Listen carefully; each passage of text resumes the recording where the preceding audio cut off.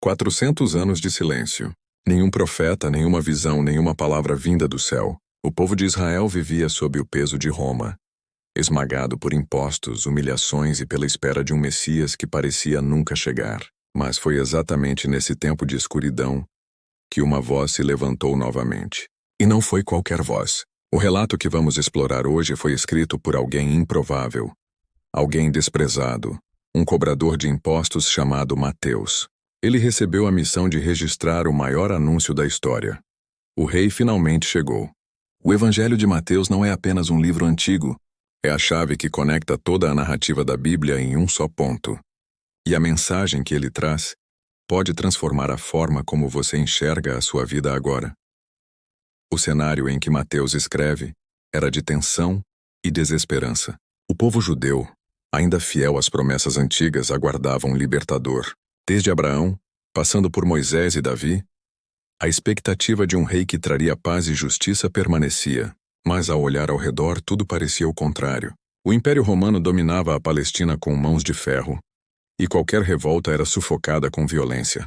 Havia fome, miséria e sede de justiça. E foi nesse momento que Mateus decide mostrar que o silêncio de 4 séculos não foi abandono, mas preparação, que cada promessa feita, cada profecia anunciada, encontraria o seu cumprimento em Jesus.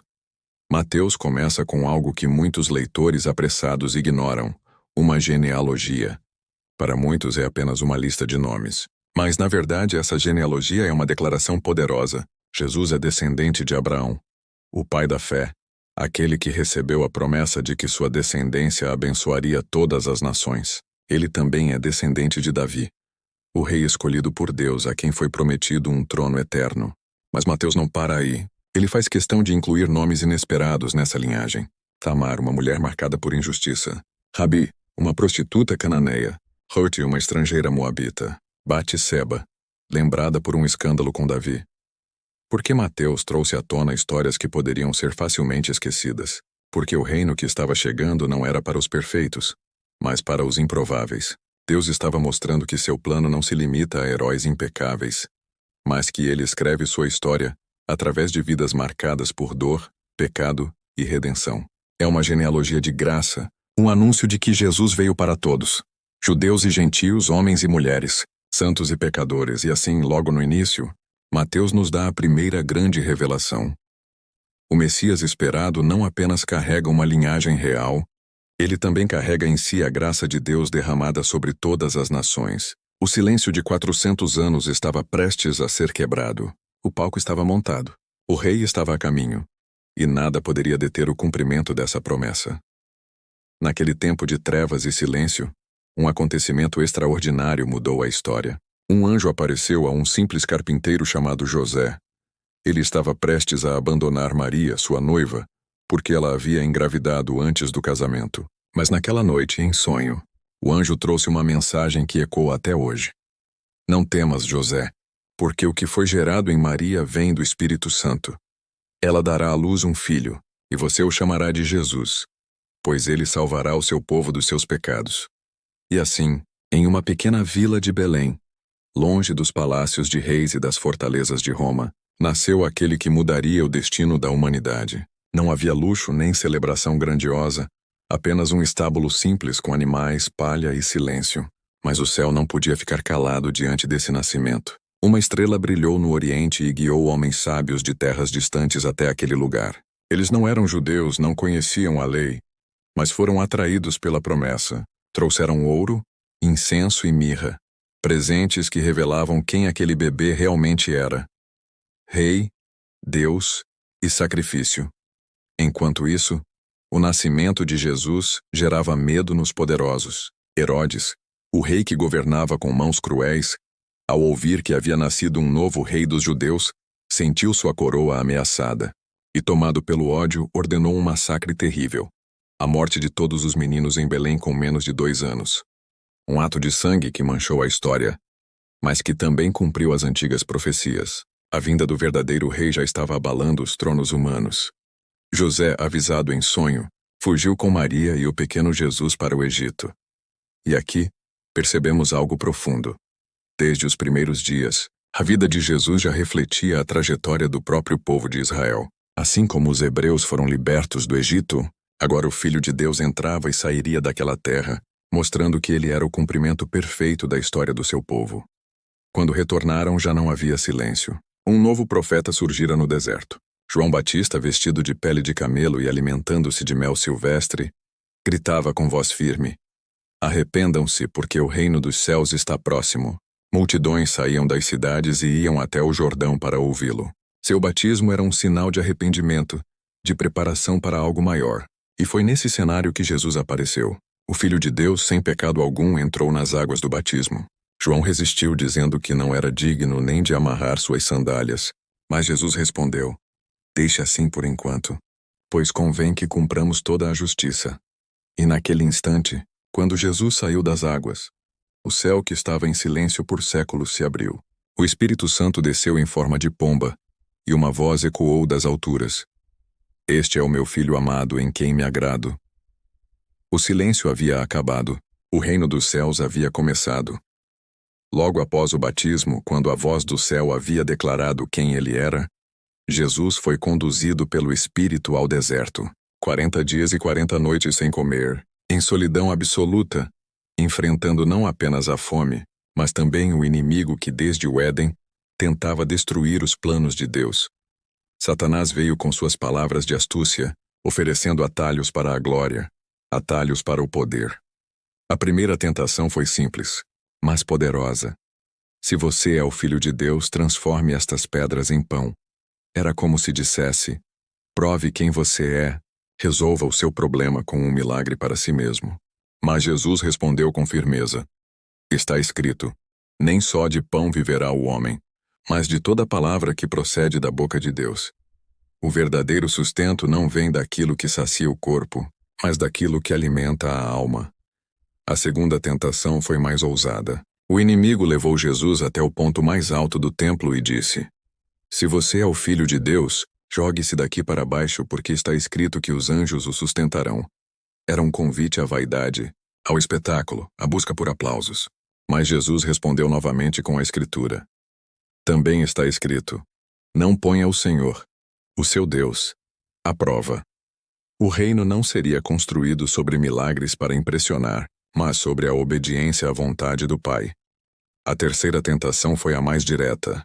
Satanás mostrou todos os reinos do mundo e prometeu: "Tudo isso te darei se me adorares." Aqui estava a proposta de um atalho: conquistar a glória sem passar pela cruz. Mas Jesus declarou com autoridade: "Retire-se, Satanás, porque está escrito: adore ao Senhor, o seu Deus, e só a ele preste culto." Com essas palavras, o inimigo foi derrotado, e os anjos vieram servir ao Filho de Deus. Ao vencer as tentações, Jesus mostrou que ele é o verdadeiro Israel, o novo Adão, aquele que não falha diante da prova. Onde todos caíram, ele permaneceu firme. O deserto, que simbolizava escassez e provação, se tornou o palco da primeira grande vitória do reino dos céus. Depois desse confronto, Jesus não voltou escondido, mas iniciou sua missão. Ele foi para a Galileia e começou a pregar com uma mensagem clara e urgente: "Arrependam-se, porque o reino dos céus está próximo." Essas palavras não eram apenas um convite religioso, mas um anúncio revolucionário. O reino que todos esperavam não viria com espadas ou exércitos, mas com arrependimento e transformação interior. Enquanto caminhava às margens do mar da Galileia, ele encontrou pescadores simples, Pedro, André, Tiago e João. Homens comuns, ocupados com suas redes tentando sobreviver, mas diante do chamado de Jesus largaram tudo. "Sigam-me, e eu os farei pescadores de homens." O que poderia fazer 4 pescadores abandonarem sua vida de um dia para o outro? Era a voz de um rei diferente, uma autoridade que não vinha da força, mas de algo divino. E assim, de maneira inesperada, o reino começou a se espalhar, não entre os palácios e tronos de Roma, mas entre pescadores, cobradores de impostos e multidões famintas por esperança. O silêncio havia acabado, a luz começava a brilhar. As multidões começaram a se aglomerar ao redor de Jesus. Pessoas de todos os lugares vinham até ele. Doentes buscando cura, aflitos em busca de consolo, curiosos querendo ouvir suas palavras. A fama de seus milagres se espalhava rapidamente. Mas havia algo muito maior do que curas e sinais. Havia uma mensagem. Então, vendo aquelas multidões, Jesus subiu a um monte, sentou-se, e seus discípulos se aproximaram. E ali, diante de um povo sedento por esperança, ele pronunciou o que seria conhecido como o Sermão da Montanha. Não foi apenas um discurso, mas a revelação da essência do reino dos céus, a nova lei que iria muito além das tradições religiosas. Ele começou com palavras que ecoam até hoje. Bem-aventurados são os pobres em espírito, porque deles é o reino dos céus. Bem-aventurados os que choram, porque serão consolados. Bem-aventurados os mansos, porque herdarão a terra. Bem-aventurados os que têm fome e sede de justiça, porque serão satisfeitos. Essas palavras soavam como uma revolução. Os fortes, os ricos, os poderosos já não eram os protagonistas. No reino de Jesus, os humildes, os quebrados, os rejeitados encontravam lugar de honra. O reino dos céus não se parecia em nada com os reinos humanos. Jesus olhou para aqueles homens e mulheres comuns e disse: Vocês são o sal da terra. Vocês são a luz do mundo. Não eram os sacerdotes, não eram os líderes religiosos, mas gente simples que agora recebia a missão de brilhar em meio à escuridão. Ele não veio abolir a lei, mas cumpri-la de uma forma perfeita. Enquanto os fariseus falavam apenas de regras externas, Jesus foi direto ao coração. Vocês ouviram o que foi dito: não matarás. Mas eu lhes digo: todo aquele que se ira contra seu irmão já está sujeito a julgamento. Vocês ouviram: não adulterarás. Mas eu lhes digo: quem olhar para uma mulher com intenção impura já adulterou com ela em seu coração. As palavras de Jesus penetravam fundo. Ele não estava apenas dando mandamentos. Estava mostrando que o reino de Deus começa de dentro para fora. O problema não era apenas a ação, mas a intenção. Não bastava obedecer às aparências. Era preciso transformar o coração. E então veio um dos mandamentos mais radicais: amem os seus inimigos e orem por aqueles que os perseguem. Isso desafiava tudo o que os ouvintes acreditavam. Eles esperavam um Messias que os libertasse com guerra. Mas Jesus anunciava um reino construído no amor e no perdão. Um reino que vencia não com violência, mas com compaixão. O Sermão da Montanha foi como uma explosão de luz em meio à escuridão. Era a constituição do reino dos céus. Um código de vida que confrontava a religiosidade vazia e chamava cada pessoa para um relacionamento verdadeiro com Deus. Ali, diante de pescadores pobres e marginalizados, Jesus mostrou que o reino estava aberto para todos que desejassem viver debaixo da vontade do Pai. E assim, com palavras que cortavam como espada e curavam como bálsamo, Jesus deixava claro: o reino dos céus não era algo distante, era uma realidade que já havia começado e estava diante deles. Logo após proclamar as palavras que ecoaram como trovões no coração da multidão, Jesus começou a demonstrar com atos a autoridade que havia declarado com a boca. Ele não falava apenas como um mestre, mas como alguém que tinha o poder de transformar a realidade ao seu redor. E assim começaram os milagres que mostravam que o reino dos céus não era teoria, mas uma força viva e presente. Um leproso, coberto de feridas, aproximou-se dele. Naquele tempo, a lepra não era apenas uma doença física, era também uma sentença social. Lepra significava isolamento, rejeição, vergonha. Ninguém podia tocá-los, mas aquele homem ousou se aproximar e disse: Senhor, se quiseres, podes purificar-me. Jesus, sem hesitar, estendeu a mão e tocou nele. Quero, fique limpo. Imediatamente a lepra desapareceu. Não foi apenas uma cura física, mas a restauração de uma vida inteira que havia sido excluída. Depois, um centurião romano se aproximou. Um estrangeiro, um opressor, alguém visto como inimigo pelos judeus. Mas esse homem tinha fé. Ele disse que seu servo estava doente e pediu que Jesus o curasse. Jesus se ofereceu para ir até a casa dele, mas o centurião respondeu: Senhor, não sou digno de que entres em minha casa. Dize apenas uma palavra, e o meu servo será curado. Admirado, Jesus declarou que não havia encontrado fé igual nem mesmo em Israel, e à distância, apenas com uma palavra, o servo foi curado. O reino dos céus estava rompendo barreiras de raça, cultura e religião. Jesus entrou na casa de Pedro e viu sua sogra doente de cama com febre. Ele tocou em sua mão e a febre desapareceu. Logo ela se levantou e começou a servi-los. simples, natural, como se a vida tivesse voltado a fluir. E naquela mesma noite trouxeram até ele todos os doentes e endemoniados da cidade. Mateus diz que a cidade inteira se reuniu à porta. Jesus curava a todos, doentes, oprimidos, desesperados. O reino dos céus era como uma onda de luz varrendo as trevas. Mas não era apenas sobre curar. Era também sobre mostrar autoridade que nenhum homem jamais teve. Numa noite de tempestade no mar da Galileia, enquanto os discípulos lutavam contra os ventos e as ondas, Jesus estava dormindo. Apavorados, eles o acordaram. Senhor, salva-nos, vamos morrer. Então ele se levantou, olhou para o vento e para o mar agitado, e com uma simples ordem disse: acalmem-se. E imediatamente houve completa bonança. Os discípulos se entreolharam espantados. Quem é este que até os ventos e o mar lhe obedecem? Logo depois, em terra firme, 2 homens possuídos por demônios vieram ao encontro dele. Eram violentos. Ninguém conseguia passar por aquele caminho por causa deles. Mas diante de Jesus, até os espíritos malignos se curvaram, pedindo para não serem destruídos. Com uma palavra ele os expulsou e os homens ficaram livres. Era o reino dos céus invadindo territórios onde o inferno parecia reinar. Cada milagre, cada cura, cada libertação não era apenas um ato isolado, mas um sinal de que a promessa havia chegado. O Messias não apenas pregava com autoridade, mas mostrava que o poder de Deus estava agindo através dele. O reino não era teoria, era realidade visível. E as multidões cresciam. Pessoas vinham de todas as regiões, trazendo seus enfermos, seus aflitos, seus desesperados. O povo não apenas ouvia um mestre, mas experimentava o toque de um rei que carregava compaixão em cada gesto. O reino dos céus estava entre eles. À medida que as multidões cresciam, Jesus começou a revelar que o reino dos céus era tão profundo que não poderia ser explicado apenas de forma direta.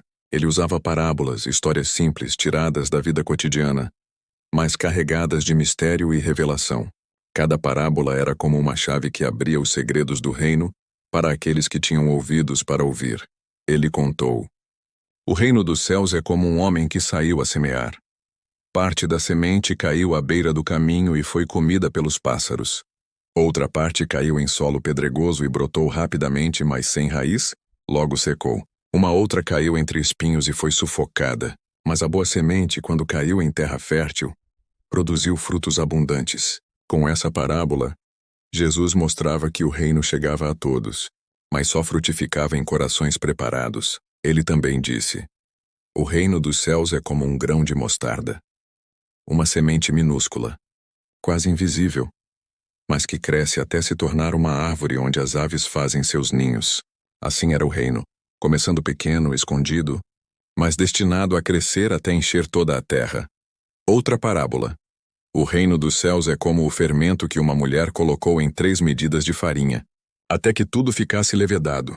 Pequeno, quase imperceptível, mas transformando tudo por dentro. Essa era a força invisível do reino, silenciosa, mas irresistível. E ainda disse: o reino dos céus é como um tesouro escondido no campo. Quando um homem o encontra, cheio de alegria, vai e vende tudo o que tem para comprar aquele campo. O reino é tão valioso que nada pode ser comparado a ele. Vale a vida inteira. Vale qualquer renúncia. As parábolas não eram apenas histórias bonitas, eram convites. Elas desafiavam cada ouvinte a se perguntar: qual é o meu solo? Onde eu estou nesse reino? O que eu estaria disposto a deixar para fazer parte dele? Mas as parábolas também escondiam um mistério. Aos que tinham fé eram revelação. Aos que resistiam eram apenas enigmas. Era como se Jesus dissesse: o reino dos céus não é para quem apenas ouve com os ouvidos, mas para quem ouve com o coração. As multidões ficavam maravilhadas. Os discípulos, por sua vez, muitas vezes ficavam confusos. Então Jesus explicava a eles em particular, mostrando que estava formando um grupo que levaria essa mensagem até os confins da terra. Ele os ensinava pacientemente, preparando-os para entender que o reino não se estabeleceria por espadas, mas pelo poder da palavra e do Espírito. Cada parábola, cada história, era como uma semente lançada não apenas naqueles dias, mas também no coração de todos os que ouviriam ao longo da história. Até hoje essas parábolas continuam ecoando, desafiando, transformando, chamando pessoas de todas as nações para dentro do reino que começou com Jesus. E, à medida que os ensinamentos se espalhavam, os líderes religiosos começaram a se incomodar. Para eles, Jesus não era apenas um mestre popular, ele era uma ameaça. Enquanto as multidões se encantavam com suas palavras, os fariseus e sacerdotes sentiam que estavam perdendo sua influência. O reino dos céus estava abalando não apenas as trevas espirituais, mas também as estruturas de poder da religião. À medida que Jesus atraía multidões, os fariseus e mestres da lei se tornavam cada vez mais hostis. Eles eram os guardiões da religião, os que ditavam as regras e controlavam o povo pelo peso da tradição. Mas diante das palavras e atos de Jesus, seu sistema começava a ruir. O reino dos céus não cabia dentro das estruturas que eles haviam construído. Um dia, os fariseus questionaram: por que seus discípulos comem com as mãos impuras, sem lavar-se como a tradição manda? Jesus respondeu com firmeza: bem profetizou Isaías a respeito de vocês, hipócritas. Este povo me honra com os lábios, mas seu coração está longe de mim. Vocês abandonam o mandamento de Deus e se apegam às tradições humanas. Suas palavras cortaram como espada. Não era apenas sobre rituais externos, era sobre um coração sincero diante de Deus. Outro episódio aconteceu em um sábado. Os discípulos estavam colhendo espigas para matar a fome, e os fariseus acusaram: olhem, eles estão fazendo o que não é permitido no sábado. Mas Jesus respondeu: o Filho do Homem é Senhor até mesmo do sábado. Em outra ocasião, ele curou um homem com a mão atrofiada no sábado, e diante da indignação dos religiosos, declarou: é permitido fazer o bem no sábado ou o mal, salvar uma vida ou destruí-la. Aquele ato não apenas libertou um homem, mas expôs a dureza de quem usava a lei para aprisionar. Jesus não se calava diante da hipocrisia. Ele denunciou: ai de vocês, escribas e fariseus hipócritas! Vocês são como sepulcros caiados, belos por fora, mas por dentro cheios de ossos e podridão. Colocam fardos pesados sobre os ombros das pessoas, mas não movem um dedo para ajudá-las. Suas palavras eram um choque. O povo que antes temia os fariseus agora via claramente sua falsidade. Mas enquanto os líderes religiosos se enfureciam, os corações humildes se abriam. Os pecadores, os cobradores de impostos, as prostitutas, os marginalizados, todos encontravam em Jesus algo que jamais haviam sentido na religião: acolhimento, perdão e transformação. Ele disse: não são os que têm saúde que precisam de médico, mas sim os doentes. Eu não vim chamar justos, mas pecadores. Esse contraste ficou ainda mais claro em um jantar. Um fariseu chamado Simão convidou Jesus para comer em sua casa. Durante a refeição, uma mulher conhecida na cidade como pecadora entrou chorando, e com suas lágrimas lavava os pés de Jesus, enxugando-os com seus cabelos e ungindo-os com perfume.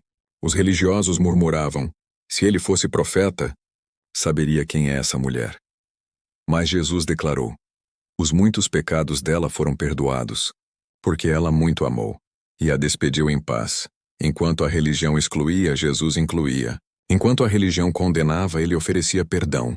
Enquanto a religião impunha fardos, ele dizia: vinde a mim todos os que estão cansados e sobrecarregados, e eu lhes darei descanso.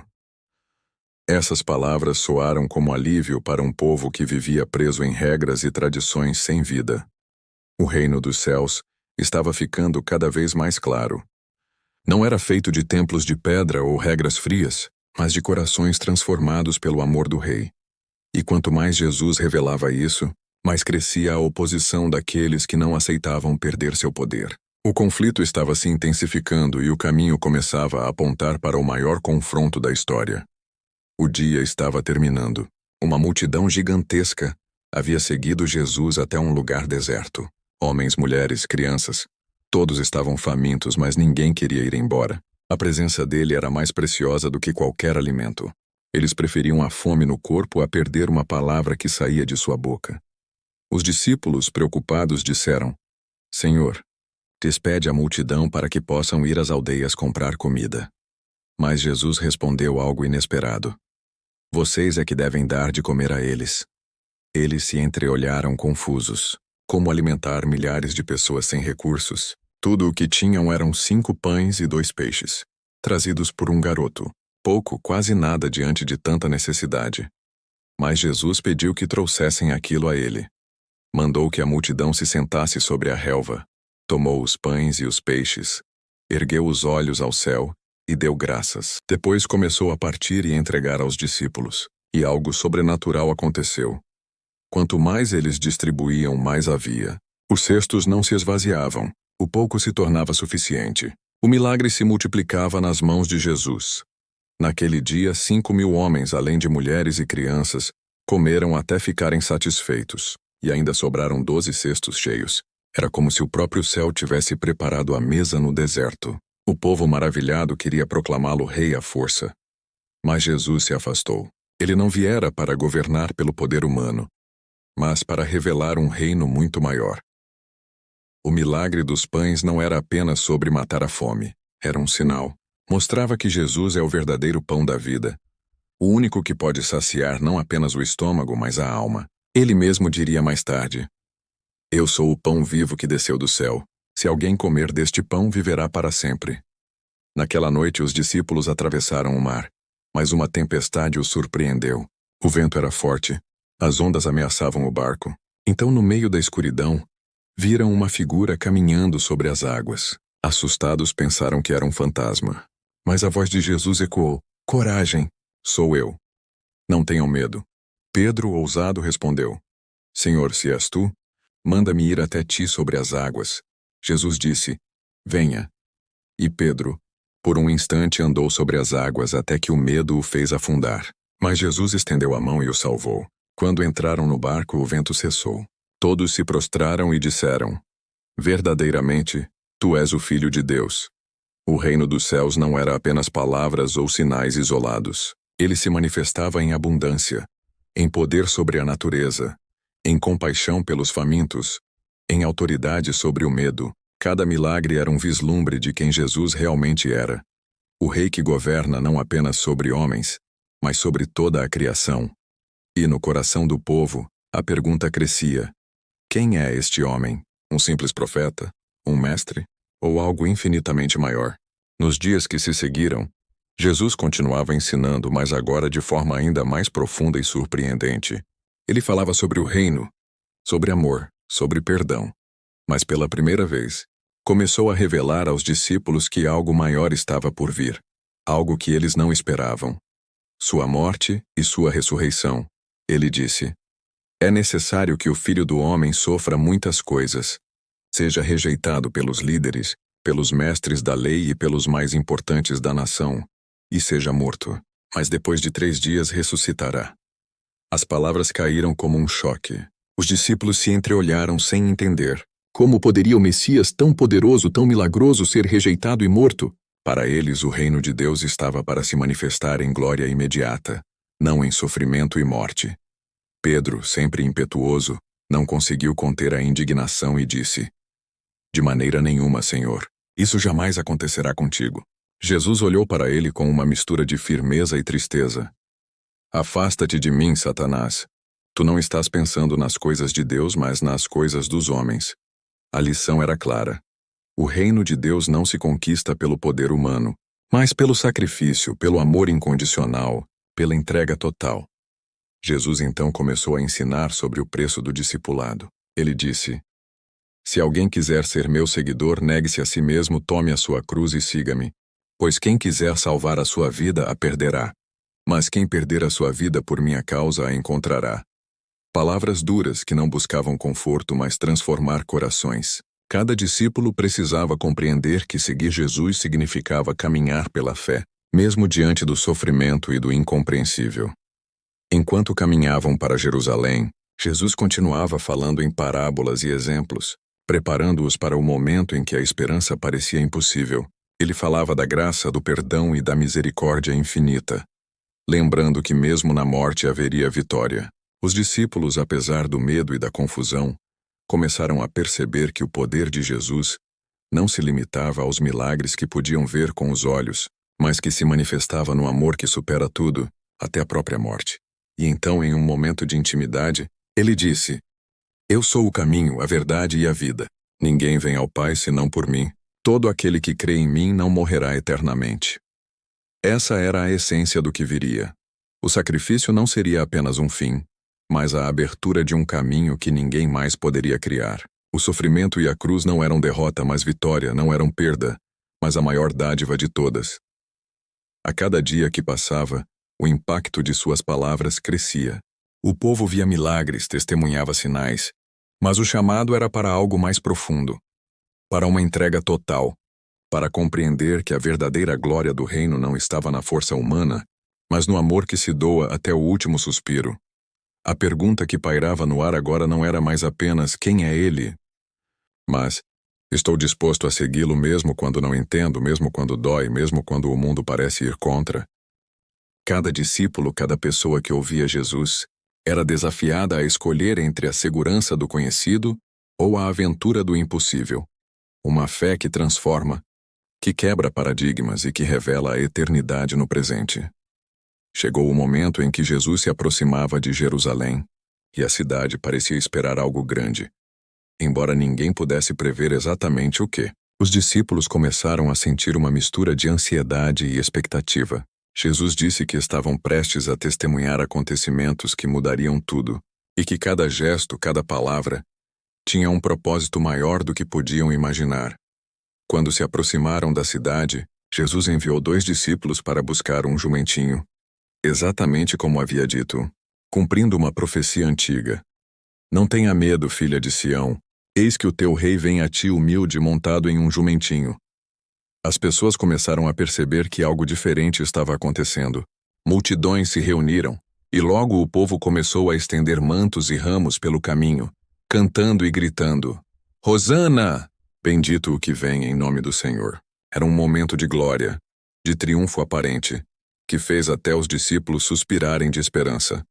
Mas Jesus sabia que essa aclamação era apenas o prelúdio do que viria. Ele entrou na cidade com humildade, sem armas, sem exército, sem luta. Sua força não estava em dominar pelo poder, mas em transformar pelo amor. Cada passo seu era um símbolo de entrega total, e cada olhar uma promessa de redenção. Para aqueles que viam apenas o espetáculo, parecia vitória. Para aqueles que compreendiam o coração do Mestre, era o início de um caminho que levaria à cruz. Nos dias seguintes, Jesus ensinava nas ruas, no templo, desafiando líderes e mestres da lei. Suas palavras eram afiadas, mas cheias de amor.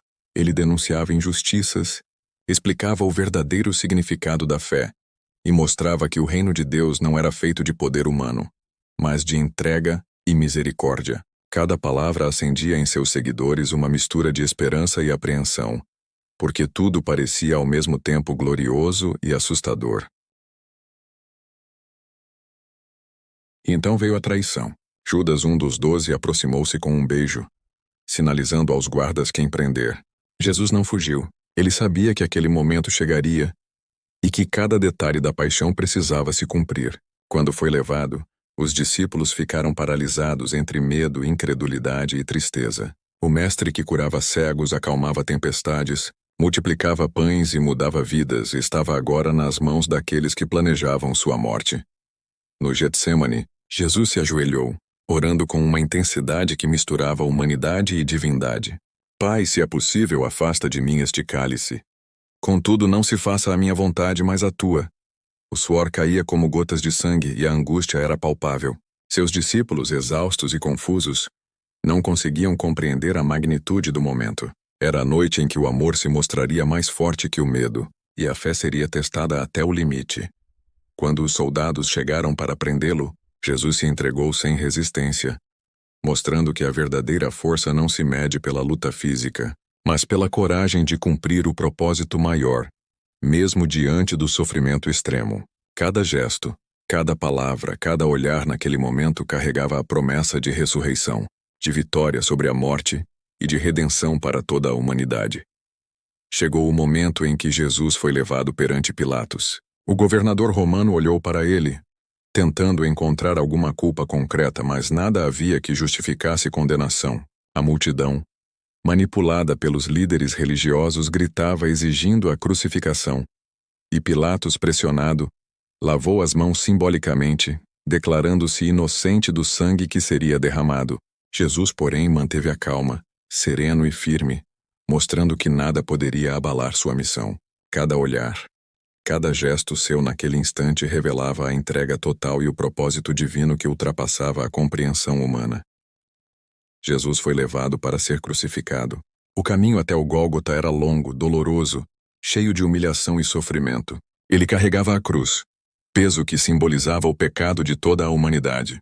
O cansaço extremo, a dor física e a indiferença da multidão não diminuíam sua determinação. A cada passo ele mostrava que o amor verdadeiro não foge do sacrifício. Pelo contrário, enfrenta a dor para salvar outros. Alguns choravam, outros zombavam, mas cada momento carregava uma lição profunda sobre entrega, perdão e coragem. Ao chegarem ao Gólgota, os soldados pregam Jesus na cruz. O som dos martelos, o ranger da madeira, cada grito de dor humano ecoava pelo lugar. Mas mesmo na cruz, Jesus olha para o céu, entregando sua vida com palavras que transformam corações.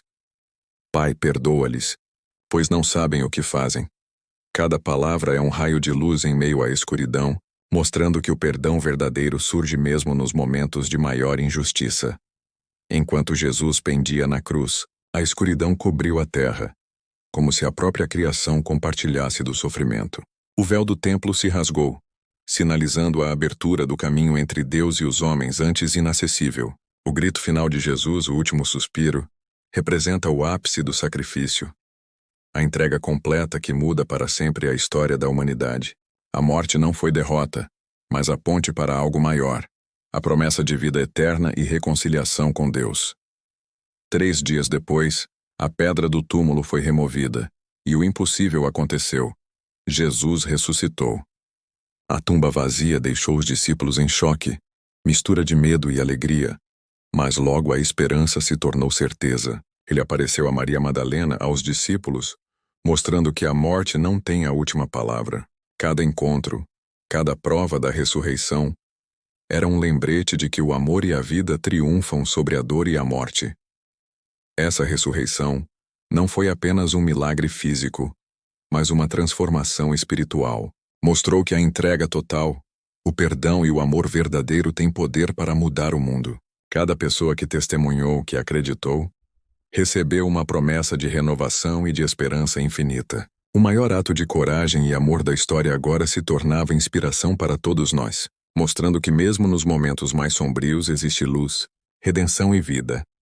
Quando refletimos sobre tudo isso, percebemos que a moral dessa história não está apenas nos milagres ou nos momentos grandiosos, mas na forma como o amor transforma cada vida. O sofrimento pode ser inevitável, mas a forma como reagimos com fé, coragem e perdão é que define o caminho para a verdadeira liberdade e felicidade. Essa história nos convida a acreditar que sempre há esperança, sempre há redenção, e que cada ato de amor, por menor que seja, tem o poder de mudar o mundo. Depois da ressurreição, Jesus começou a aparecer aos seus discípulos em momentos inesperados. O medo ainda os dominava. O coração acelerado, mas a presença dele trazia uma paz que superava qualquer compreensão. Ele caminhava entre eles, falava, comia com eles, mostrava as marcas de sua crucificação. E cada gesto era uma prova viva de que a morte não podia deter o amor verdadeiro. Aqueles homens, antes cheios de dúvidas e medo, começaram a sentir a coragem e a fé crescendo dentro de si. Cada palavra dele carregava autoridade, ternura e a promessa de uma missão maior. Jesus aparece a 2 discípulos no caminho para Emaús. Eles conversavam, desanimados, tentando entender os acontecimentos recentes. Jesus se aproximou, mas eles não o reconheceram de imediato. Durante a caminhada, ele explicava com detalhes das Escrituras como todas as coisas estavam se cumprindo, e lentamente a compreensão começou a nascer neles. Quando finalmente o reconheceram, algo dentro deles explodiu em alegria e emoção. O coração, antes pesado, agora pulsava com esperança viva, uma certeza de que a promessa de Deus se cumpriria. Mais tarde, ele apareceu aos 11 reunidos. Eles estavam fechados, trancados por medo, mas Jesus entrou dizendo, "A paz esteja convosco." Esse simples cumprimento dissipou todo o medo e dúvida. Ele mostrou as mãos e o lado, lembrando o sacrifício que havia vencido a morte. A transformação era visível. Olhos que antes choravam agora brilhavam com fé. Corações que antes tremiam agora ardiam com propósito. Ele não apenas ressuscitou fisicamente, mas renovou a coragem deles para espalhar a mensagem de amor e redenção ao mundo. Em outro encontro, Jesus preparou o momento mais significativo para a missão deles, a grande comissão. Ele disse: Ide por todo o mundo, pregai o evangelho a toda criatura, batizando em nome do Pai, do Filho e do Espírito Santo. Cada palavra carregava autoridade e esperança. Ele não deixou dúvidas. A missão deles seria difícil, mas ele estaria com eles até o fim. A fé, agora renovada pela ressurreição, transformou homens comuns em líderes corajosos, capazes de inspirar e guiar multidões. Antes de ascender, Jesus continuou a mostrar sinais e oferecer instruções detalhadas. Ele falava sobre o Espírito Santo que traria poder, discernimento e força para cumprir a missão que ele entregava. Cada encontro era repleto de emoção, esperança e um senso profundo de responsabilidade. Aqueles discípulos, antes frágeis e confusos, agora se tornavam pilares de uma fé viva, prontos para transformar o mundo com a mensagem que tinham visto e ouvido. Essa fase pós-ressurreição nos ensina que milagres não acontecem apenas de forma espetacular, mas também na transformação silenciosa de corações. A presença dele mudou a vida daqueles homens para sempre, e através deles, inspirou gerações a acreditar no poder do amor, da coragem e da fé. A lição é clara. Quando o impossível acontece, a esperança se torna realidade, e mesmo aqueles que duvidam podem encontrar força, propósito e direção. Após os últimos encontros, Jesus reuniu os discípulos em um monte na Galileia. O céu parecia mais claro naquele dia, mas havia uma sensação de expectativa no ar, como se algo grandioso estivesse prestes a acontecer. Ele falou com calma, mas cada palavra ressoava com autoridade divina, lembrando-os de tudo o que havia acontecido e reforçando a promessa de que não estariam sozinhos. Os discípulos olhavam ainda maravilhados, absorvendo cada gesto e cada olhar de seu mestre, sentindo uma mistura intensa de alegria e ansiedade pelo que estava por vir. Então Jesus os instruiu sobre a missão que agora seria deles: espalhar a mensagem de salvação a todos os cantos do mundo. Ele falou sobre batismo, fé, coragem, e sobre a importância de viver e ensinar os princípios que ele havia demonstrado durante toda a sua vida. Cada instrução carregava uma promessa. Ele estaria com eles não de forma visível, mas através do Espírito Santo, fornecendo poder, discernimento e força para enfrentar qualquer desafio. A emoção crescia, e uma energia invisível parecia preencher o espaço ao redor, algo que eles sentiam, mas ainda não compreendiam completamente. Enquanto falava, uma luz intensa começou a surgir, e os discípulos perceberam que algo extraordinário estava prestes a acontecer. Jesus começou a elevar-se diante deles, e cada segundo era carregado de emoção, um misto de espanto, reverência e saudade antecipada. A visão de seu mestre ascendendo aos céus deixava-o sem palavras, mas também despertava uma determinação interior, uma certeza de que agora carregavam a responsabilidade de continuar a obra que ele começara. O medo e a dúvida foram substituídos por coragem e propósito. No momento da ascensão, uma promessa final ecoou em seus corações. Ele voltaria, não como antes, limitado ao corpo terreno, mas de forma gloriosa, trazendo justiça e completando a redenção que ele havia iniciado. Essa promessa não era apenas de esperança futura. Era um chamado imediato à ação. A missão deles agora era urgente e clara: viver de acordo com os ensinamentos dele, pregar, curar, consolar e guiar o mundo através do exemplo do amor e da fé. Cada discípulo sentiu a responsabilidade pesar, mas também a força divina sustentando-os. Após Jesus desaparecer no céu, 2 anjos apareceram e disseram: Homens da Galileia, por que estáis olhando para o céu?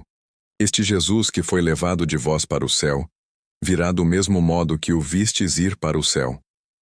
Essa declaração reforçou não apenas a esperança, mas também a certeza de que eles não estavam sozinhos. A partir desse momento, os discípulos se tornaram os primeiros portadores de uma mensagem que atravessaria séculos e continentes.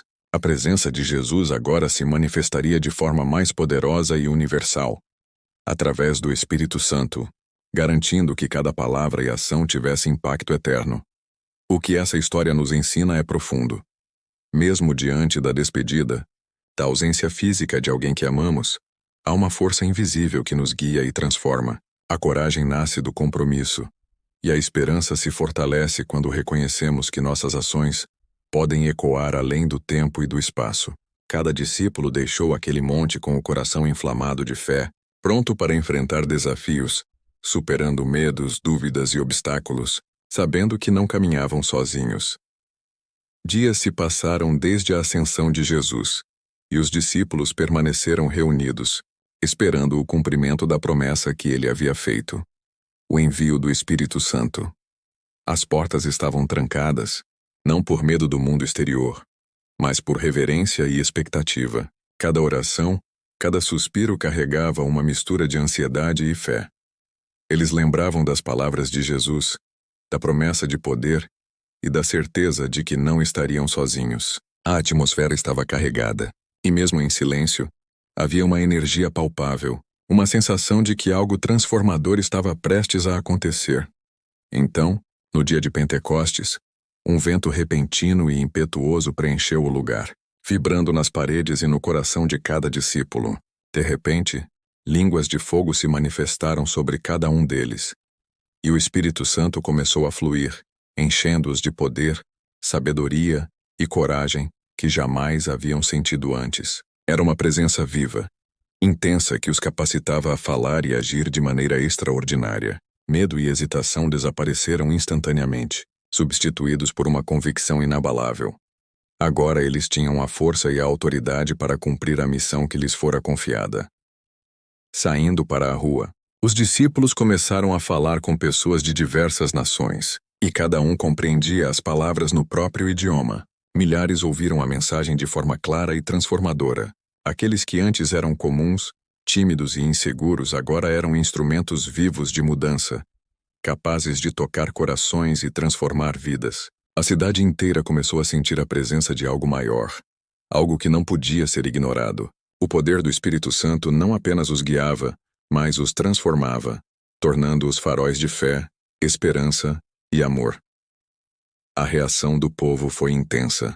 Muitos ficaram maravilhados, outros incrédulos. Alguns até zombaram, mas ninguém permaneceu indiferente. Cada discurso, cada ação, cada testemunho carregava uma energia que desafiava a lógica humana. O medo e a dúvida que antes dominavam os discípulos se dissiparam, e eles começaram a curar, consolar e ensinar com uma autoridade que vinha diretamente de Deus. A cidade e as pessoas ao redor começaram a experimentar uma transformação palpável. Corações endurecidos se suavizavam, vidas antes desorientadas encontravam direção e propósito. Essa narrativa nos mostra que quando a promessa se cumpre, o impacto é tanto interno quanto externo. O Espírito Santo não apenas capacita para a ação, mas transforma a essência daqueles que o recebem, tornando-os agentes de mudança verdadeira e duradoura. A coragem surge do poder recebido, a sabedoria do entendimento divino, e a ação se torna inevitável. Aqueles que se abrem para essa presença experimentam uma força que transcende limitações humanas, capaz de influenciar e mudar o mundo ao seu redor. Após o Pentecostes, os discípulos não voltaram à rotina comum. Cada dia se tornou uma oportunidade de espalhar a mensagem que agora ardia em seus corações. Eles começaram a reunir pessoas, ensinando sobre Jesus, compartilhando testemunhos e vivendo um estilo de vida que refletia o poder recém-recebido do Espírito Santo. A cidade de Jerusalém começou a sentir uma mudança. Curas aconteciam, pessoas se reconciliavam, e uma esperança nova surgia em meio à desesperança. A fé que antes parecia distante tornou-se tangível e palpável, atravessando fronteiras sociais, culturais e até mesmo pessoais. Pedro, antes inseguro e receoso, agora se destacava como líder. Sua voz carregava autoridade, mas também uma humanidade que tocava os corações. Ele se tornou uma ponte entre os discípulos e o povo, explicando os milagres que aconteciam e contextualizando as ações extraordinárias como manifestações do Espírito Santo. Cada sermão, cada encontro público atraía multidões, e a mensagem se espalhava rapidamente. O poder não estava apenas nas palavras, mas na convicção e na demonstração de vida transformada, mostrando que aquilo não era teoria, mas realidade viva. A perseguição começou a surgir. As autoridades religiosas viam com desconfiança a crescente influência dos discípulos, mas cada desafio se tornou uma oportunidade para que a fé se fortalecesse. Prisões não intimidavam. Pelo contrário, a coragem dos discípulos inspirava outros a se unir à comunidade. A fé se tornou contagiosa, e a cidade, antes dominada por medo e rotina, começava a pulsar com uma energia espiritual que não podia ser contida. Cada obstáculo era enfrentado com uma mistura de sabedoria e ousadia, mostrando que o poder recebido não dependia das circunstâncias, mas de uma presença divina que os guiava. Enquanto isso, a comunidade cristã começava a se organizar. O cuidado com os necessitados, a distribuição de recursos e a união entre os membros criaram um modelo de sociedade baseado na solidariedade e no amor ao próximo. Cada ação, cada decisão, refletia a missão original: transformar vidas e mostrar que a fé podia gerar mudanças concretas no mundo real. A mensagem se espalhava não apenas pela palavra, mas pelo exemplo, demonstrando que a fé verdadeira se manifesta em ação e compaixão. A expansão da fé não se limitou a Jerusalém. Viagens, encontros e testemunhos levaram a mensagem para outras regiões, alcançando pessoas de diferentes culturas e línguas. Cada conversão gerava novas comunidades e cada comunidade fortalecia a fé coletiva. Milagres continuavam a ocorrer, mas o maior milagre era a transformação interna das pessoas. Vidas antes dominadas pelo medo, pela dúvida e pelo egoísmo, agora se tornavam cheias de esperança, coragem e propósito. Essa força invisível, mas inegável, mostrava que a presença divina podia ultrapassar fronteiras humanas e culturais, tocando corações e transformando sociedades. À medida que os discípulos avançavam além de Jerusalém, cada cidade se tornava palco de acontecimentos extraordinários. Em Samaria, por exemplo, a mensagem não apenas atraía ouvintes curiosos, mas provocava transformações profundas. Pessoas que antes viviam à margem da sociedade encontravam dignidade, esperança e propósito. O evangelho que pregavam não era apenas palavra, mas vida demonstrada em ação. Curas, reconciliações, atos de generosidade e coragem que desafiavam convenções sociais. Cada gesto reverberava como um eco que não podia ser ignorado, mostrando que a fé não era teórica, mas uma força prática capaz de mudar realidades. Paulo, ainda chamado Saulo, entra nessa história com intensidade quase dramática. Inicialmente um perseguidor fervoroso da fé nascente, sua trajetória dá uma virada radical após um encontro direto com a presença divina. Em uma experiência arrebatadora, ele vê sua vida transformada em questão de momentos. O homem que caçava discípulos se torna o maior propagador da mensagem, viajando por cidades e províncias, enfrentando perigos inimagináveis, prisões e rejeições, mas mantendo uma coragem e convicção que desafiam a lógica humana. A transformação de Paulo serve como um lembrete de que nenhuma história está escrita de forma definitiva. A fé pode redefinir destinos, mesmo os mais improváveis. Em cada viagem, Paulo e seus companheiros enfrentam desafios que poderiam paralisar qualquer pessoa comum. Tempestades no mar, hostilidade de líderes locais, rejeição das comunidades, doenças e escassez. Ainda assim, a força que os guia é maior que qualquer obstáculo. A perseverança deles cria comunidades firmes e resilientes, que não apenas recebem a mensagem, mas a replicam, formando uma rede de fé que se expande exponencialmente. Cada carta que Paulo escreve, cada instrução que envia, não é apenas doutrina, mas encorajamento prático para enfrentar crises e manter a esperança viva, mesmo em meio às dificuldades mais extremas. Os milagres continuam a marcar essa trajetória. Cegos enxergam, doentes são curados, espíritos perturbados encontram paz. Mas o verdadeiro milagre está na transformação interior das pessoas. Antes dominadas pelo medo, pela dúvida e pelo egoísmo, agora vivem com propósito, compaixão e coragem. Cada história de conversão se torna testemunho vivo de que a fé não apenas salva, mas molda caráter e muda a dinâmica de comunidades inteiras. A fé deixa de ser uma prática isolada e se torna um movimento contagiante que transcende fronteiras culturais, políticas e sociais. Ao longo de décadas, a mensagem se espalha de maneira surpreendente, chegando a regiões distantes do Império Romano, com comunidades surgindo em cidades antes desconhecidas para os discípulos originais. A presença da fé transforma vidas de maneira concreta.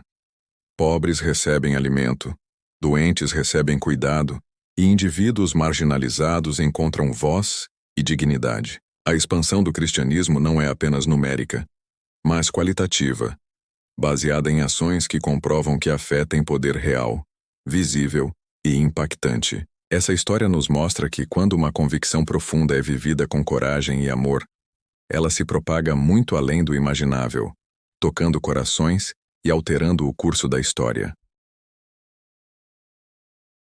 Enquanto a mensagem se espalhava, cada cidade se tornava um microcosmo de desafios e descobertas. Em Tessalônica, Paulo enfrenta resistência feroz.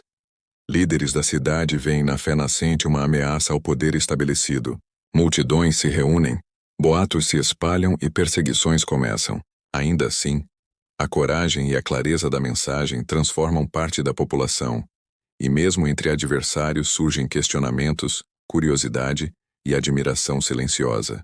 Cada palavra, cada gesto é calculado para tocar não apenas a mente, mas o coração das pessoas, mostrando que a fé verdadeira não impõe, mas convida, desperta reflexão e instiga mudanças profundas. Durante suas viagens, Paulo também enfrenta perigos mortais no mar. Tempestades violentas e naufrágios quase ceifam a vida dos discípulos. Mas em cada situação de risco, surgem momentos de esperança e solidariedade que transcendem o medo. O que poderia ser apenas tragédia se transforma em oportunidade para mostrar coragem, fé e liderança. Cada sobrevivente torna-se testemunha viva de que a fé pode sustentar em meio às forças mais avassaladoras da natureza e que desafios não são obstáculos, mas catalisadores da transformação e do fortalecimento da convicção. Ao mesmo tempo, Paulo escreve cartas que se tornam fundamentais para guiar e unir as comunidades espalhadas por regiões distantes. Essas cartas não são apenas instruções doutrinárias, são mensagens de encorajamento, esperança e amor prático. Cada palavra é cuidadosamente escolhida para inspirar perseverança diante da adversidade, fortalecer a comunhão e lembrar aos cristãos que, mesmo isolados, fazem parte de uma rede maior de fé. A escrita se torna um instrumento poderoso, capaz de alcançar vidas que ele nunca verá pessoalmente, conectando corações e mentes através de fronteiras físicas e culturais. A presença do Espírito é constantemente sentida nas viagens. Curiosidade se transforma em convicção, medo em coragem, dúvida em fé ativa. Milagres continuam a ocorrer. Enfermidades desaparecem, relações são restauradas, corações endurecidos se suavizam. Mas o verdadeiro impacto não está apenas no sobrenatural, e sim na transformação duradoura das vidas. Pessoas que antes viviam com desesperança agora lideram comunidades, cuidam dos necessitados e replicam a mensagem que receberam. O efeito dominó da fé mostra que o poder de uma vida transformada é muito maior do que qualquer milagre isolado. Conflitos surgem também entre os próprios líderes, em debates sobre interpretação e prática da fé. Concílios e reuniões tornam-se arenas de discernimento, onde princípios e valores são cuidadosamente examinados. Cada divergência, ao invés de enfraquecer, serve para refinar a mensagem, garantindo que ela permaneça relevante, justa e profundamente enraizada na verdade. Esses momentos de tensão mostram que a fé não é cega ou passiva, mas ativa, consciente e capaz de se adaptar aos desafios humanos sem perder sua essência.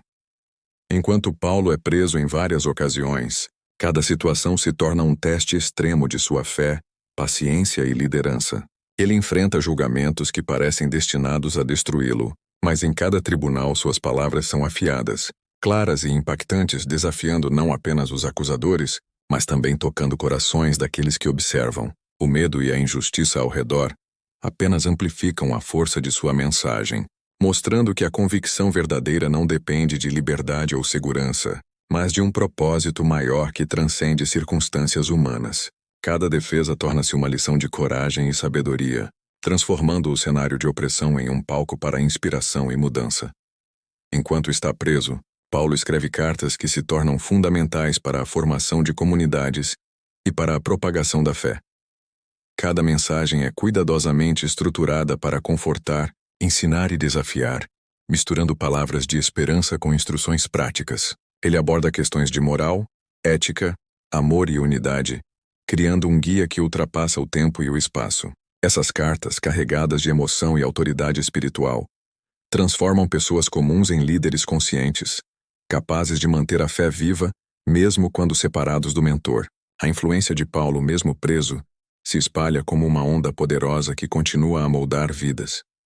O ambiente da prisão, cheio de limitações e isolamento, se torna também palco de milagres e demonstrações de fé inabalável. Doenças são curadas, conflitos internos das comunidades são resolvidos, e até cativos encontram consolo na força espiritual que Paulo transmite. O medo é substituído por esperança, e a desesperança se transforma em ação. Cada desafio enfrentado dentro das paredes frias da prisão fortalece a narrativa da fé como algo que não apenas suporta adversidades, mas as transcende, mostrando que a verdadeira liberdade está no espírito, não nas circunstâncias externas. Enquanto a narrativa se desenrola, vemos o impacto da fé de Paulo nas pessoas ao redor. Guardas se tornam aliados, prisioneiros encontram propósito e discípulos se tornam líderes ativos. O poder da fé não se limita a milagres isolados. Ele se manifesta na transformação diária, na mudança de hábitos, na superação de medos e no fortalecimento de comunidades inteiras. Cada ação de Paulo, mesmo sob restrição, desencadeia uma cadeia de eventos que reflete a força da convicção, mostrando que a influência de uma vida dedicada à fé pode atravessar barreiras físicas e sociais de maneira impressionante. Os conflitos e perigos constantes moldam Paulo e os que o seguem, revelando que a adversidade é, paradoxalmente, uma oportunidade para crescimento, demonstração de coragem e aprofundamento da fé. Cada momento de tensão aumenta o suspense da narrativa, fazendo com que o público sinta a urgência e a intensidade das situações, mas também a beleza da resiliência e da esperança. As histórias de desafios e vitórias se entrelaçam, criando uma narrativa poderosa que mantém a atenção, desperta emoção e inspira reflexão sobre a força interior e o poder da fé em ação. À medida que a história de Paulo avança, os acontecimentos dentro da prisão atingem um ponto crítico. Ele enfrenta momentos em que a esperança parece quase impossível, mas é justamente nesses instantes que sua fé brilha mais intensamente. Guardas duvidam. Colegas prisioneiros se desesperam e até discípulos começam a questionar o futuro. Mas Paulo permanece firme, transmitindo palavras que não apenas consolam, mas também inflamam coragem. Cada conversa, cada carta, cada oração se torna uma arma poderosa contra o medo, mostrando que a verdadeira força não vem das condições externas, mas da convicção interior. Em meio a essas circunstâncias, eventos extraordinários começam a acontecer. Doenças que pareciam incuráveis são aliviadas. Conflitos que ameaçavam a harmonia das comunidades internas se resolvem, e até milagres simples, mas profundos, acontecem diante dos olhos de todos. Esses momentos não são apenas demonstrações de poder espiritual, mas sinais tangíveis de que a fé verdadeira transforma realidades. Para quem observa de fora, a prisão parece um lugar de limitação e desespero, mas para Paulo e os que absorvem sua mensagem, é um laboratório vivo onde o impossível se torna possível e a adversidade se converte em aprendizado e superação. Enquanto a tensão aumenta, Paulo utiliza sua inteligência e sabedoria para navegar entre julgamentos e acusações. Ele fala com eloquência, desarma argumentos injustos e cria diálogos que desafiam a lógica humana, deixando uma marca indelével naqueles que o escutam. Cada vitória intelectual e espiritual dentro da prisão é um lembrete de que o verdadeiro poder não se mede pelo controle físico, mas pela influência que se exerce sobre corações e mentes. A narrativa se torna um suspense constante. Como ele sairá dessa? Como suas palavras continuam ecoando além das paredes? A atenção do público permanece presa, ansiosa para descobrir o próximo movimento, a próxima carta, o próximo gesto que mudará vidas. À medida que se aproximam os momentos decisivos, Paulo intensifica suas mensagens. Ele instrui, inspira e desafia, mostrando que cada dificuldade enfrentada é uma oportunidade de crescimento espiritual. Discípulos e seguidores aprendem a perseverar, a confiar e a agir com coragem. Mesmo quando a lógica sugere desistência, cada obstáculo se transforma em uma lição de fé. E cada vitória, mesmo pequena, em um testemunho que reforça a crença de que a fé verdadeira é indestrutível. A narrativa mantém o público em suspense, envolvido emocionalmente e intelectualmente, criando uma experiência profunda de aprendizado e reflexão. A tensão atinge seu ápice quando Paulo enfrenta os momentos mais críticos de sua prisão. Guardas e autoridades, cada vez mais impacientes, cercam-no com ameaças veladas e desafios diretos, mas ele mantém uma calma que parece quase sobrenatural. Cada palavra que sai de sua boca é carregada de propósito, transformando conversas corriqueiras em ensinamentos profundos. Ele lembra aos outros que a verdadeira liberdade não depende de correntes ou muros, mas da força interior, da fé e da capacidade de manter a esperança viva mesmo nos momentos mais sombrios. Enquanto isso, os discípulos e outros prisioneiros começam a perceber mudanças sutis mas poderosas, gestos de bondade inesperados, curas emocionais, reconciliações que pareciam impossíveis começam a acontecer. A presença de Paulo dentro das paredes da prisão não é apenas uma resistência contra a injustiça, mas um catalisador de transformação para todos ao redor. Pequenos milagres cotidianos começam a se acumular e o espectador sente a antecipação crescente. Algo maior está prestes a acontecer, algo que definirá não apenas o destino de Paulo, mas de todos aqueles que confiam nele. O ápice da narrativa chega quando Paulo, mesmo diante do perigo iminente, escreve suas cartas mais impactantes. Cada palavra é cuidadosamente escolhida para fortalecer a fé, inspirar coragem e criar uma rede de esperança que se espalha além das paredes da prisão. Ele fala de amor, perdão e resiliência de uma maneira que transcende tempo e lugar, deixando uma marca eterna nos corações de quem lê e ouve. O clímax emocional é intenso. O público sente o peso do perigo, mas também a força da fé e da perseverança humana. Cada carta, cada gesto, cada conversa é uma explosão de emoção e significado. Ao final, a história revela sua grande mensagem, que mesmo em situações aparentemente sem saída, é possível encontrar propósito, influenciar vidas e deixar um legado duradouro. Paulo não apenas sobrevive às circunstâncias externas, ele transforma o ambiente ao seu redor e fortalece todos que o cercam. O espectador sai com um sentimento de triunfo espiritual e intelectual, compreendendo que a verdadeira liberdade e poder não vêm do mundo externo, mas da capacidade de manter a fé, a coragem e o amor vivos em qualquer situação. E então chega o momento da reflexão final, aquele instante em que tudo que vimos começa a se encaixar e revela sua verdadeira profundidade. Paulo, mesmo confinado, mostra que a grandeza não está em escapar das dificuldades, mas em transformar cada obstáculo em oportunidade de crescimento. Ele inspira todos ao redor, não apenas com palavras, mas com atitudes. Pequenas ações que se multiplicam e criam um impacto invisível, mas poderoso. O espectador sente a força dessa mensagem. Cada desafio, por mais sombrio que pareça, carrega dentro de si a semente de algo maior.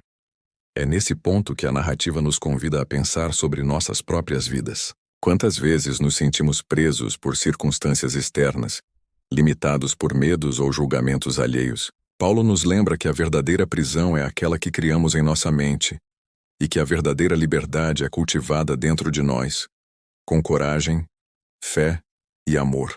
Cada gesto de bondade, cada palavra de esperança e cada decisão de permanecer firme diante da adversidade se tornam ferramentas para mudar não apenas nossa realidade, mas a de todos ao nosso redor. Ao final, sentimos uma sensação de completude e inspiração. A história deixa claro que o poder da transformação está em cada um de nós, que mesmo nas situações mais difíceis, somos capazes de criar legados que ultrapassam o tempo e o espaço. O espectador sai não apenas com conhecimento ou curiosidade satisfeita, mas com um sentimento de realização, de que assistiu a algo que pode realmente tocar sua vida e guiá-lo a agir de maneira positiva. A moral é cristalina. A força interior, A fé e o amor são capazes de romper qualquer corrente, superar qualquer obstáculo e gerar impacto duradouro. E antes de seguir para outro vídeo, fica a reflexão. Como você pode usar suas próprias experiências, mesmo as mais difíceis, para inspirar, transformar e deixar um legado? Cada vida, cada história, cada gesto tem potencial de criar uma mudança profunda. É assim que o ciclo continua. E é assim que você se sente fortalecido, inspirado e pronto para descobrir mais sobre o poder da perseverança humana, mesmo diante das maiores adversidades. Quando você compartilha o que aprendeu, você não apenas fala, você testemunha. E testemunhar é abrir caminho para que outros também encontrem fé e força para continuar. Se esta história tocou você, se ela trouxe compreensão sobre o reino de Deus e revelou a autoridade de Jesus, se ela despertou em você uma confiança mais profunda, não guarde só para si. Comente, compartilhe e leve essa mensagem consigo. Eu oro para que cada ensinamento do Evangelho de Mateus continue a aprofundar seu relacionamento com Jesus, tornando-o cada vez mais íntimo, transformador e cheio de vida. Se você ainda não fez de Jesus o seu Senhor e Salvador, saiba que Ele é a promessa cumprida do reino, aquele que veio para que você viva em plenitude e faça parte da família eterna de Deus. Arrependa-se dos seus pecados, abra seu coração e declare Jesus como seu Senhor e Salvador. Que essa decisão seja o início de uma caminhada cheia de fé, esperança e alegria. Que Deus abençoe sua vida abundantemente e nos encontraremos no próximo estudo, para continuar mergulhando nas profundezas da palavra e do amor de Cristo.